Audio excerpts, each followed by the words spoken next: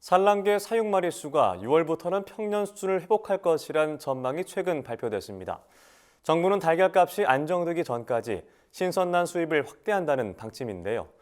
양계협회 등 생산자 단체들은 정부가 수입을 늘리기보다 국내 가금 농가의 생산 기반 안정화에 더 적극적으로 나서야 한다며 목소리를 높이고 있습니다. 김하은 기자가 전합니다. 올겨울 국내 가금 농가를 휩쓸었던 고병원성 조류 인플루엔자 AI가 지난 3월 23일 전남 나주의 유경오리 농가 발생을 끝으로 막을 내렸습니다. AI 발생이 멈추며 가금류 중 살처분 규모가 가장 컸던 산란계 사육 마리수가 점차 회복되는 모양새입니다.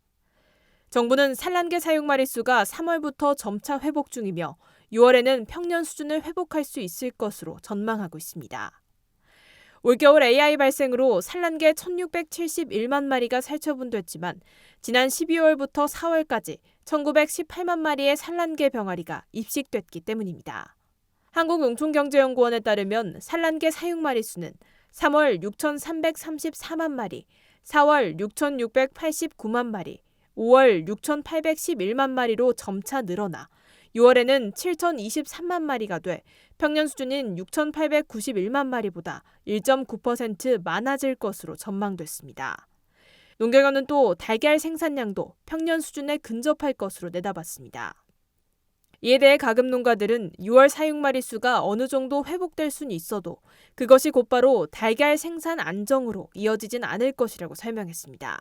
6월에 근데 제가 볼 때 예년 수준으로 완전히 회복하기는 좀 힘들고요. 닭 마리수라도 성적들이 좋지 않아요. 많이요, 닭들이요. 겨울에 살점을 하면서 이동 정지도 농장에 출입 금지를 시켜놔가지고 그때 백신을 좀 놔야 되는데 백신을 못 놓은 병아리들이 많았고.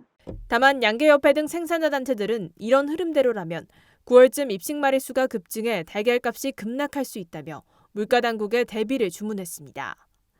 또 정부의 신선란 수입 확대 조치에 대해 수입으로는 절대 달걀값을 잡을 수 없다며 수입량을 늘리는 대신 국내 생산 기반 회복에 집중해야 한다고 주장했습니다. 정부 보조금을 신선란 수입에 드리는 대신 AI 피해 농가의 살처분 보상금을 현실화하고 대한민국 농활갑시다 등의 소비 쿠폰 지원을 더 확대해야 한다는 겁니다. 정부에서 4월 달에 4,500만 개 수입했다고 그랬잖아요. 그게 우리 평시 하루 물량이에요.